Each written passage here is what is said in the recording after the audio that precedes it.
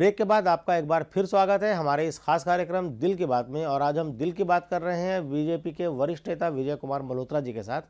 Malhotra ji, break पे जाने से पहले आपने जिक्र किया था कि साहब मोदी जी की सरकार में अच्छा काम हो रहा है, लेकिन थोड़ा वक्त चाहिए चीज़ों को सामने आने के लिए। बात सही है। मोदी जी ने एक नारा दिया था, सबका साथ सबका विकास, लेकिन आपकी पार्टी के जो अनुषांगिक संगठन हैं, संघ परिवार के दूसरे संगठन हैं, उन्होंने देश में एक अजीब सा माहौल बना दिया है। कोई कह रहा है कि साहब 2021 तक मुसलमानों का, ईसाइयों का सफाया कर देंगे और घर वापसी करा रहे हैं। भागवत जी कुछ कह रहे हैं, अशोक सिंघल जी कुछ कह रहे हैं। तो क्या सब इसी तरह के अच्छे दिनों का वादा था? बात है, ये कुछ चीज़ें तो ऐसी हैं जो भाषा की भद्रता के बारे में ज़रूर प्रश्न उठें और उन शब्दों का प्रयोग नहीं करना चाहिए जब सार्वजनिक जीवन में हम लोग जाते हैं। परंतु एक बहुत अजीब बात हो रही है। जब मैं एक बार यूएनओ में गया था तो वहाँ भी बड़े बड़े इश्तिहार लगाए हुए थे और बहुत से मुस्लिम देशों के लोग आए हुए थे और वहाँ उन्होंने कहा कि हिंदुस्तान में क्या हो रहा है, मुसलमानों का नरसंहार हो रहा है, जैसा गुजरात के बारे में भी कहा गया। तो मैंने वहाँ की एम्बेसी से कहा कि भाई ये सारा हो रहा है, आप इसका खंडन क्यों नहीं करते? उन्होंने कहा क्या करें, वहाँ की सरकार भी ये बात कहती है और बहुत से नेता भी ये बात कहते हैं, जैसे आजकल सेकुलर नेता कह रहे हैं। तो उन्होंने कहा कि भाई इसका जवाब हम क्या दें। जब यूएनओ में भी ये बात आई तो बहुत से विद्यार्थी आए थे, तो उन्होंने मुझे कहा कि आपका क्या जवाब है। मैंने कहा देखिए, जहाँ नरसंहार होता है वहाँ से लोग भागते हैं, वहाँ से चले जाते हैं। यहूदियों का नरसंहार हुआ तो लोग छोड़ करके चले गए, दूसरे चले गए। भारतवर्ष में करोड़ों की संख्या में बांग्लादेशी आए हुए। नरसंहार होता तो बांग्लादेशी घुसपैठिए हिंदुस्तान में क्यों आते बांग्लादेश छोड़कर? यहाँ पर उनको अधिक है। पाकिस्तान से अभी तक जब से है वीसा लेकर जो लोग आए हैं मुसलमान, उनकी संख्या लाखों में है, कम से कम 8-10 लाख होंगे। क्रिकेट के आते हैं वापस नहीं जाते, दूसरे आते हैं वापस नहीं जाते। क्यों रहना चाहते हैं? क्योंकि यहाँ पर उनको अधिकार कहीं अधिक हैं।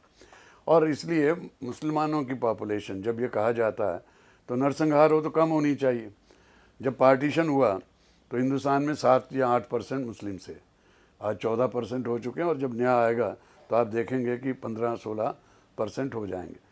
तो यहाँ तो उल्टी बात हो रही है कि जब हम कन्वर्शन का बिल कहते हैं कि कन्वर्शन नहीं होना चाहिए किसी का भी, तो कोई कन्वर्शन ना हो, परंतु वो कहते हैं कि नहीं ये मत कीजिए। जब ये नियोगी कमीशन बना तो मध्य प्रदेश में एंटी कन्वर्शन लॉ बना। उस एंटी कन्वर्शन लॉ में ये कहा गया कि कोई लालच से या धमकी से किसी को कन्वर्ट ना करे। परंतु जब ये हिमाचल प्रदेश करने वाला था यही लॉ, तो सोनिया जी ने उनको पत्र लिख करके रोक दिया कि मत ऐसा मत करिए। कोई यहाँ पर कन्वर्शन चाहते हैं कि हिंदुओं का कन्वर्शन होता रहे, परंतु कोई वहाँ से बाहर से जो कन्वर्ट हुआ वापस आना चाहे तो वो ना हो। नहीं, ये तो अच्छी बात नहीं। देखिए, जो आपने बात की कि साहब कन्वर्जन, उसका कोई पॉलिटिकल पार्टी या कोई संगठन उसका खुलेआम ऐलान नहीं करता है। इधर विश्व हिंदू परिषद, धर्म जागरण मंच, इन्होंने सीधे सीधे ऐलान कर दिया कि हम 5,000 का कराएंगे, 10,000 का कराएंगे। किसी को कि कब तक कर देंगे ये। अब देखिए, एक थोड़ी बड़ी अजीब बात हो रही। मैंने पार्लियामेंट में बात कही थी कि जब पोप आए तो पोप साहब को किसी और एशिया में देशों ने नहीं आने दिया, भारत में आए। खुलेआम उन्होंने घोषणा की कि पहले 1000 साल यूरोप में ईसाईयत का प्रचार के थे, दूसरे 1000 साल अफ्रीका में थे, अब तीसरे जो 1000 साल हैं, 3rd मिलियन, ये एशिया को कन्वर्ट करेंगे, एशिया को ईसाई बनाने का इसमें से ये चलेगा 2000 से 3000। किसी सेकुलरवादी ने कहा कि भाई सबको आप कन्वर्ट कर लेंगे और यहाँ आकर के घोषणा कर रहे हैं, किसी ने उसका बुरा नहीं माना। परंतु जो अगर विश्व हिंदू परिषद ये कहती है कि हम अपने कन्वर्ट हुए हुए उनको वापस ले आएंगे, मैं जितने मुस्लिम देशों में गया हूँ सब जगह ये लिखा हुआ कि सारे विश्व को इस्लाम बनाना ये इस्लाम का उद्देश्य है। अगर सारे विश्व को इस्लाम बनाना उनका उद्देश्य है और सारे दुनिया को ईसाई बनाना उनका उद्देश्य है, तो किसी को हिंदू कन्वर्ट कोई नहीं करता है। परंतु जो हिंदू कन्वर्ट हो चुके हैं उनको वापस लाने की बात करे तो कहते हैं सेकुलरवादी जो हैं वो एकदम से। मनोज जी, जो प्रपोज्ड कानून है जिसकी बात हो रही है साहब, पूरी तरह प्रतिबंध लगा दिया जाए धर्मांतरण पे, तो क्या उसमें यह भी शामिल है कि साहब जो पहले कभी हिंदू थे वो मुसलमान या ईसाई बन गए या सिख बन गए, बौद्ध बन गए हैं, उनकी वापसी नहीं होगी, वो वहीं रहें? उसका भी कुछ होगा या क्यों होना चाहिए? या वो वापस आ सकते हैं और बाकी नहीं, कोई भी ऐसा नहीं है। मतलब कन्वर्शन दोनों तरह का है। आगे का लॉ पास कर दो कि कोई आदमी कन्वर्ट होगा तो उसको लालच से नहीं होगा, अपनी व्यक्तिगत है। मान लीजिए मुझे कोई धर्म अच्छा लगता है, चला जाए। कालांतर में इतिहास में भारत में जो कन्वर्जन हुआ है हिंदू धर्म छोड़ के, लोग ईसाई भी बने हैं, मुसलमान भी बने हैं, सिख भी बने हैं, बौद्ध भी बने हैं, जैन भी बने हैं। तो ये सिर्फ मुसलमान और ईसाइयों को ही घर वापसी का कार्यक्रम क्यों है? नहीं नहीं, सभी के बारे में जनरल बात है। अब देखिए क्या हो रहा है, क्योंकि बुद्ध हैं वो, जो सिख होते हैं या वो हैं, वो अपने देश में उस तरह से चलता है। अभी मैं कल टीवी चैनल एक देख रहा था, किसी मुसलमान उनका आ रहा था, उनके धर्मगुरु का, और वो कह रहा था कि मुसलमान की हत्या करना, मुसलमान की हत्या करे, बिल्कुल गलत बात है। हत्या 3 चीज़ों पे हो सकती है। एक वो जो गैर मुसलमान है, एक वो जो मुसलमान कन्वर्ट होना चाहता है या अपना धर्म छोड़ दे, उसकी हत्या हो सकती है, या कोई बलात्कार इत्यादि में महिला इत्यादि हो जिसको पत्थर मारने पे किया जाता है। उनके मतलब दुनिया भर को अपने यहाँ पर विश्वमार्यम कुरु, सारी दुनिया को आर्य बनाओ, ये बात जब कही गई थी, और आर्य शब्द जो है उसका अर्थ था कि अच्छे बने उसको करें। कन्वर्शन आज तक किसी ने, हिंदू ने कन्वर्ट किया ही नहीं कभी। यानी गुजरात के, मैंने गया था अफ्रीका, तो मैंने देखा कि वहाँ पर इस्लाम के जितने लोग पहुँचे, उन्होंने वहाँ के लोगों को सबको कन्वर्ट करके, ईसाइयों ने वहाँ कन्वर्ट कर दिया, उन्होंने कर लिया।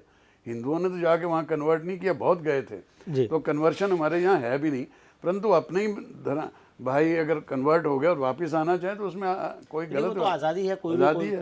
हाँ, कोई अपने आए तो कहने का मतलब ये कि ये जो लालच से नहीं होना चाहिए, धमकी से नहीं इतना होना बड़ा जो एक कंट्रोवर्सी खड़ी हो गई है, इसको लेकर के रोज़ बयानबाजी हो रही है और प्रधानमंत्री पूरे मसले पर खामोश है। संसद में कोहराम मचा हुआ है और आप तो मिस करते होंगे संसद को, क्योंकि पिछले काफ़ी दिन से संसद में है नहीं, आप हुए थे तो 5 बार। तो कुल मिलाकर के क्या इस तरह का इशू उठाना, क्या जो विकास का एजेंडा मोदी जी का है, क्या उसमें रुकावट नहीं डालता? नहीं, घोषणा तो नहीं करनी चाहिए, परंतु अगर जगह जगह पर, अब ये तबलीग चल रही है। स्वामी श्रद्धानंद ने शुद्धि आंदोलन शुरू किया था, उनका कल बलिदान दिवस है, उन्होंने शुरू किया था। तो महात्मा गांधी जी ने कहा उनके बारे में, तो उन्होंने कहा कि ये जब तक तबलीग चल रही है, हिंदुओं का कन्वर्शन चल रहा है, लगातार हो रहा है, कुछ ऐसे उनके स्थान है जहाँ पर जब तक 15-16 को कन्वर्ट ना करें डिग्री नहीं देते, उसकी जगह पर कोई शुद्धि अगर चाहता है, अपने मन से वापस आना चाहता है अपने घर में, तो उसमें क्यों आपत्ति होनी चाहिए। परंतु ये ठीक है कि इसकी बहुत ज़्यादा घोषणा करने से, और बहुत ज़्यादा, अब 50 आदमी तो कन्वर्ट नहीं होते हैं और सारा हिंदुस्तान और सारी दुनिया में हल्ला मच जाता, और कम से कम करोड़ों जो कन्वर्ट हो गए। मैंने आपसे कहा कि हिंदुओं की जनसंख्या हिंदुस्तान में कम हो रही है। पाकिस्तान में जब पाकिस्तान बना है तो हिंदुओं की जनसंख्या वहाँ पर 22% थी, अब 1.5% है। बांग्लादेश में हिंदुओं की जनसंख्या 30% थी 1951 की मर्दमशुमारी में, आज कम होकर के 6-7% रह गई। कोई उनके बारे में हल्ला नहीं करता कि भाई क्या हुआ, कहाँ गए वहाँ के सब। चलिए मल्होत्रा साहब, आपसे कुछ और मुद्दों पर भी बातचीत करेंगे। फिलहाल वक्त हो चला है ब्रेक का। ब्रेक के बाद हम फौरन हाजिर होते हैं और विजय कुमार मल्होत्रा के साथ इस दिलचस्प बातचीत को आगे बढ़ाते हैं। कई और मुद्दों पर उनसे बात करनी है, आप कहीं मत जाइएगा, बने रहिएगा हमारे साथ।